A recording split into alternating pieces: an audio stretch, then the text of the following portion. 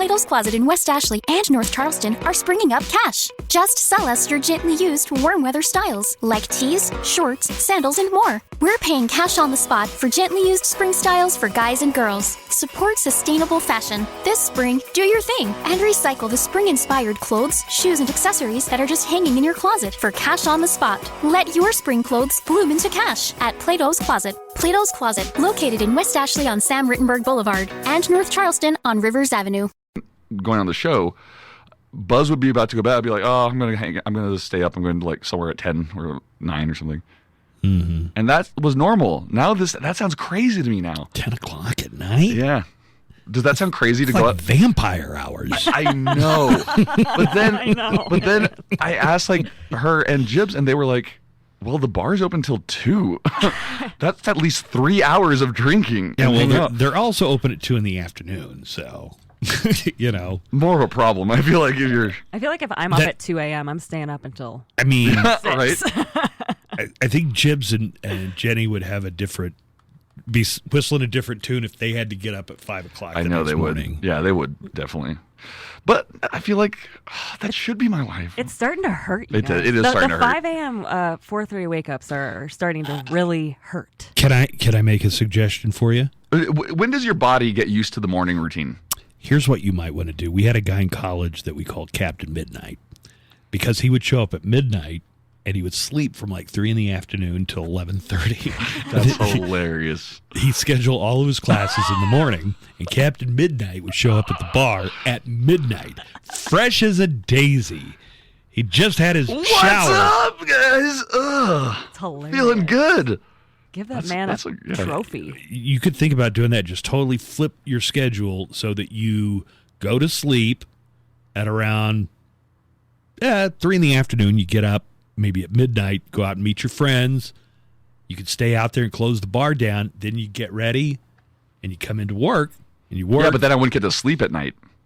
Why? Between hanging out at the bars and then going. No, you'll work tired. You only got to stay awake till 3 o'clock. Then you get your 7 hours in. Yeah, but at midnight, let's say I go party 11 or midnight. That I wouldn't stay out all night. I would want to get some sleep. No, that's what you would do. No. Your beginning of your day would be at midnight. I don't midnight. think you understand. Ugh. Captain Midnight himself. I wouldn't even go to bed all night long. He would stay up partying. Then he'd stay up all night if somebody, if the party went over to somebody's dorm or whatever, and then he'd go to class in the morning. No, you realize that your body doesn't just think of those two as different times. Your body's used to going to bed at midnight at night. Not for night people, it's not. No, I worked a night shift. Nobody liked that shit. We got to work at 7, left at 7 in the morning. Nobody got used to it or liked it. This guy that I'm talking about really made it work for him. For that year, let's see how long he was able to keep up midnight madness. Why don't you try it for a month? Okay. All right, I'm going to try that. Oh, that's right. Hello and welcome to another episode of the After Buzz podcast, the only podcast that's after the Buzz Adams Morning Show. Birthday Buzz, birthday Buzz, birthday Buzz, birthday Buzz. It's my birthday. It's my birthday. You're going to party like... I'm going to party like it's my birthday. I'm going to sip Bacardi like it's my birthday. It's your birthday. Chuck E. Cheese for my birthday. Well, hello and welcome. My name is Nico Jimmy, and your host of the AfterBuzz, and of course, is Buzz Adams. Hello. And Megan McCormick. Hi. We are going to do a quick AfterBuzz today about the N-word. Oh my gosh. I don't want to be in on that. I have totally things to talk about on this subject. Do you really? You know why? I've been binging old episodes of The Real World, which is... Oh, that's interesting. It's on Paramount+. Did they used to use the N-word on The Real World? Well, Real World Denver, which aired in 2006. Yeah, I saw that. One of the guys, he literally drops an N-word, like in the show. Eric, our jaws were on. Is he white? Yeah, he was a white gay guy. Oh my God. Named Davis, and he literally drops. I mean, he got in trouble, but. Wait, are we actually talking about that N-word? That or N-word. Is it yeah, no, that N-word, the N-word. It shocked me that even in 2006, it was more normalized even than it is now. That like the way it aired was even Actually, that's a insane. great segue, and that's a very good segue into this. So there's a rapper. His name is Fat Joe. You familiar with Fat Joe? Mm-hmm. A lean back. Yeah. He is Hispanic. but he looks kind of white. And he grew up in the Bronx, where they use the N-word, and he uses it constantly. And it's in a ton of his lyrics. Well, he's been hit up over the year, not hit up, but he's been taking hits on that lately, and had been subject to a lot of people saying that you shouldn't do that even years ago. He says, for those of us that grew up in New York City, Latino people who grew up in black neighborhoods, they just say the N-word, just like black people do. Really? Mm-hmm. What do you think about that? I don't know if you get a pass. You know, I've heard a lot of people say that they got a pass because they're not even talking about past this or that. It's not about like he's just saying this is how we talk. This is what we do. This is where I grew up with him. Well, he was born in 1970, so he's about my age. It's just like in the South Bronx. I'm sorry, Gramps, that doesn't fly anymore. Right. Well, he's not trying to be young. Like so, that would be no different from somebody in the South saying we just grew up talking that way. I don't think so, because it's not offensive coming from Hispanic people. I think you would have to ask an African American person that. I think it would be deeply offensive. Not in this neighborhood, and that's what it comes down to is where you grow up. If it becomes a normal thing, then it obviously is normal. This is what he Even says. if it was normal 30 years ago, doesn't mean that it's acceptable now. No, but it's normal today. It's normal today in his neighborhood for people to talk like that. So why would that change? Because you're doing it on a much larger platform. You're not just hanging out on the corner, I guess. You're saying it in a song or a recording, and if people are offended by it, they have a right to call you out for it. He says, I got to think about you because you obviously know that you just said I'm the most important piece of hip-hop. You obviously know I'm with black people all day. I fight for black people. I fight for Latinos. I don't try to let people make me second-guess what I do because that's not what hip-hop was founded on. The origin of the word is fool. Anyways, I don't know how we made it cool. Oh, no, the origin of the word is foul. What am I saying? Fool? The origin of the word is foul. Anyways, I don't know how we made it cool. Gosh, I feel like he's behind. I feel like he's not. He's not being as. Previously, he's been defended by his good friend Remy Ma, who is a rapper, who detailed that growing up in the Castle Hill neighborhood of the Bronx, Latinos and African Americans integrated and used the word casually. He went on to the Breakfast Club last year, where he said the allegations being made against him are hypocritical, and insisted that no one was going to compel his speech, stating, I want them to know nobody's going to pressure Fat Joe into feeling or saying anything that he loves or believes in. Nobody's ever going to do that. I didn't know you love and believe in the N-word. But, but Buzz had such a good point, though. It's if he wants to continue using that in his neighborhood where it's not offensive, apparently, then that's one thing. True, but to put it on a national level. But if you package and put it out as a product, people have a right to be offended if they want. Hip-hop comes from the street. It comes from the places people grew up in. So to me, that's an easy 1 + 1 = 2. Yeah, if you're a rapper who grew up in this neighborhood. Now, but you could also say Eminem technically grew up in a predominantly... well, he grew up in Detroit, but he grew up in a trailer park. I saw the movie. Right off of 8 Mile. I think he does say the N-word, though. I think he does use that with his friends.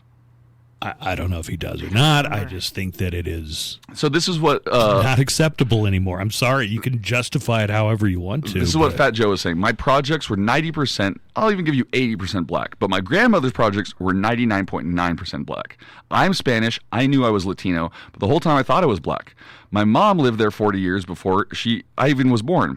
And then I come out a blonde, green eyes boy.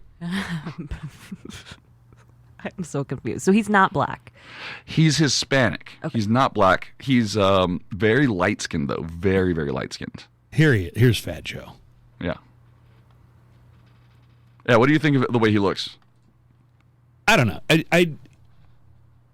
I wouldn't... I say he gets a pass in this sense. I don't think anybody can assume a pass. I think it depends on he's obviously getting it. Well, I think it depends on who... Listen, I'm not a black American, so I'm not offended by it, but I think it depends on who of course. Is that's a good point. Right? I'm sure there are people that would be offended by it. You're right. It just depends on who you are. Well, what did that say? Such a heavy about topic. Cory Booker? In 2011, Fat Joe appeared with Newark Mayor Cory Booker and fitness expert Jeff Halvey and an event to promote Michelle Obama's Let's Move initiative against childhood obesity. Yeah. I wouldn't use the N-word My in front of the N-words? First Lady. I hope he didn't. Or the kids. What if she's like, yeah, I get it. 100%. No. Don't get the pass. desire. No, I don't think you get a pass. Megan, pass or no pass? I think no pass. Be a little more progressive, I think. I don't even think Quentin I say Tarantino pass. uses the N-word anymore, except in You're the gonna go movies. with pass. In the movies. Yeah, well, he used to use them outside of the movies Oh, he did? too. Yeah. I'm going to say Did pass. he grow up in the Bronx? Just to be opposite of you guys. And because I love hip hop. I like the culture of hip hop. I like rap. That's cool. And I kind of understand where that Now, comes from. What I don't have is this thing where, like, sometimes you'll hear white people complaining that they can't use that Oh, no, word I don't get that. because I know why. they, this is what they'll always say, they, and you know who they mean by they They use get it to all use the it. time. They get to call each other that. Well, yeah, they were oppressed for hundreds of years. Right. And they were oppressed by people that looked like you. Right. But I'm concerned that so many white people feel like it's their right and they feel like they're being unjustly deprived of their right to use the N-word. Can I tell you something that's crazy? And you might not know. Well, you definitely know. And Megan probably doesn't because she's a real adult with a husband and kids. And, Allegedly. Right. And you probably just don't, go out to the bars and Never. doing this stuff. But tons of my friends, like our age group, just tons of people use it just regularly. With African Americans in the friend No. group? No. So they don't use it when an African American person is around.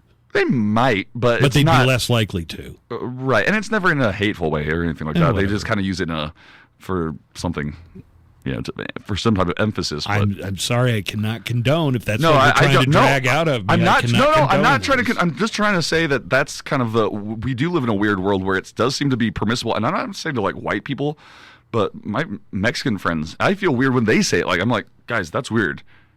They didn't grow up with black people. They didn't grow up in the Bronx. Well, I mean, there are slurs for Hispanic people. Would they be all right with a white person coming in and using like one of the really bad slurs? I don't know if those are the same because the N-word has really been reappropriated culturally.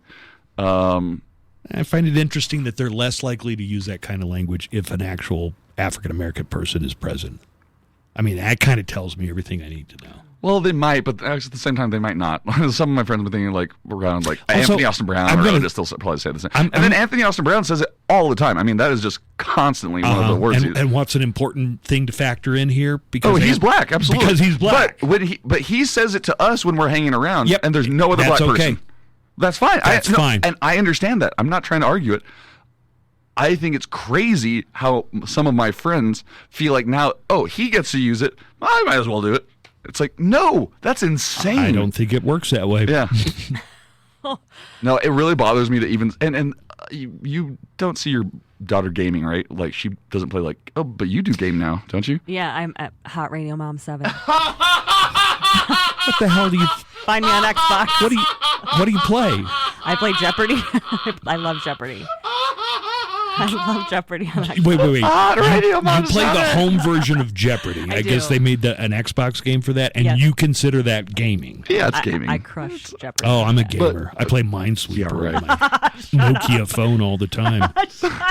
But yeah, Snake. No, they had Snake on that mode. Right. But Megan, you know what I'm talking? Like internet gaming, when they game against each other, like say these vile things get said. Oh, yeah, it's scary. Yeah, It's scary sometimes. It's super scary to see the vile. But you things. can put, red flag someone. Oh, you if they're can? if they're being, inappropriate. That's kind of good to know, at least. Yeah. Yeah, 'Cause I would like think you get out of the control. only thing red Especially flagging during somebody Jeopardy. would be is that they call you that more, or whatever the objectionable Well, but language it's so is. easy through internet games where you're networked and you're playing online, and you have a headset and it's all anonymous. You can't see the person's face, and you just say whatever you want, and it is an epidemic of people using terrible language, the N-word on gaming. And I think it's I actually think people are going to find out the hard way. There was a season. I think it's changing how kids will grow up, because I now see kids who were like that 5 years ago. They were 15 or 16. They're now in college, and they're doing stand up, and they're coming to these open mics, and they're saying jokes that are just awful content wise. joke-wise, Racial. racial from Hitler to Jew. Just I think they're going to find out the hard way. And online, you really have to. I don't know if I'd say above and beyond. How about below and you have to go below and beyond to be offensive on the internet. right. You know, if you're going to be edgy on the internet, you really have to get into some weird places. Yeah.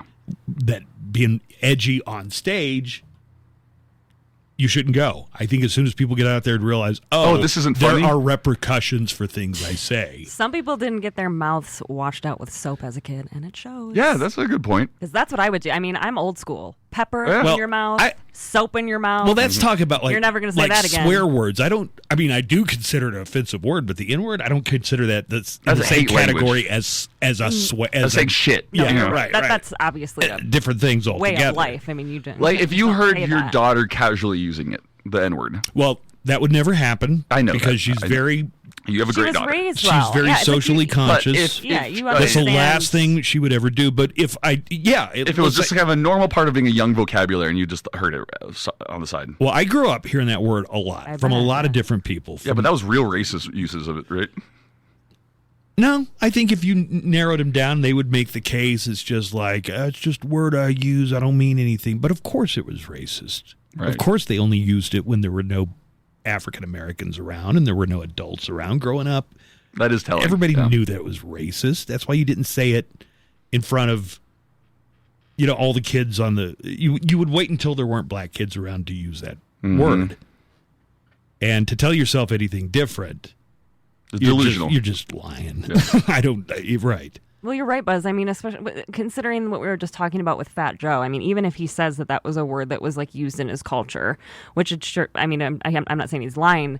There's some white people where it was used in their culture too, that they needed to walk right out of that world. I guess Latinos feel like they are kind of That's close true. on the same playing field. They're like, we've been oppressed, not the same Yeah, way. there is a difference. But There we've is a been difference. oppressed. No, there's definitely a No, difference. there's a huge difference. But it's true. There's a lot of towns in the Midwest that it was. What about you growing up, not just growing up, but working in sports? I've never heard it working in sports, but I did hear it growing up. Oh, wow. Yeah. I won't call anybody out, but I knew even as a young kid, like that is not. I got to tell you, a something lot of would the ever times say, I heard it from white people, it was very casually used. They weren't upset or anything. It was just the way they talked, and on top of that, they were also racist. I mean, but And the that's- racism was their baseline. They That's were the just difference, when they right? would say, "I just talk like how I talk." You mean baseline racist? yeah, baseline racist. A little. Yeah. Yeah. Well, I thought it was interesting. I thought it was interesting how Fat Joe is taking I had this. some friends. So I had a couple friends in high school, and we were in a French class together. And our teacher was a day drinker, so we really didn't have to do much in French class. Oh, But, they're French. Oui, oui. they expressed, and one of them was Native American, the other one was a black kid, and they said there's not even an equivalent word for white people to That's how compare bad to it the is, N word. yeah. No, they're And not. I said, well, how about honky? And they're like, how upset have you ever been when you heard the word honky? I'm like, not at all. Not one bit. Right. Cracker. Is there anything that No. really dehumanizes somebody? I can think of a few words for women and some other races, but there's really no equivalent for white people that's on par with the N word. that could dehumanize them the same way, right? Yeah, right. Yeah, you're right. I could think of some at least for every other. Like marginalized Marginalized groups always group, have right. one, but yeah. None of the white ones. Well, that's why we have white Seem privilege. bad. That's why it's privilege. It's white people have White privilege in isn't this a country. thing. Whether You guys are just making all this up, making the. I'm just trying to play the counterpoint. Cracker. Yeah. Nobody's ever been offended by being called a cracker. I just don't believe anybody could ever. Oh, nice. Maybe a cookie. I'm trying to think of the other one because I really worked this out with Tommy. The kid's name was Tommy Brown. Was the black kid? Tommy Brown. Yeah, and Mike Tuttle was the Native American kid. Yeah, and I remember like going through trying to come up with a slur for Caucasians that was anywhere close to the N word. I just couldn't come up with one. Colonizer. Colonizer. Probably. That's not even offensive. Some white people do take that very Yeah. offensively. I would say there's some white people that have a lot of baseless grievances. Yeah. Let's just put it that way. yeah. Wigger? Well, that's offensive because it's a portmanteau. Yeah. It sounds close enough to be offensive. Right, yeah. I think it's offensive, but not to who you think it is. All right, I think that's a good place to leave it. Thank you for listening to the AfterBuzz. Don't forget to listen to the Buzz Adams Morning Show Monday through Friday, 6 to 10 a.m. on 95.5 KLAQ. Thank you, Buzz. Thank you, Megan. Happy birthday, Buzz. Thank you, Happy everybody. birthday. We will Goodbye. see you on Thursday. Hey y'all, Darius Rucker here. You know, a lot of people ask me, what inspires your music? And one of the big things is a strong sense of place. That's why I love my home state of South Carolina and want to share the awesome things it has to offer. From the beautiful mountains down to the sunny coast, it's got it all. Not to mention two of my personal favorites, great golf and amazing food. Come see why I love this place. Visit discoversouthcarolina.com.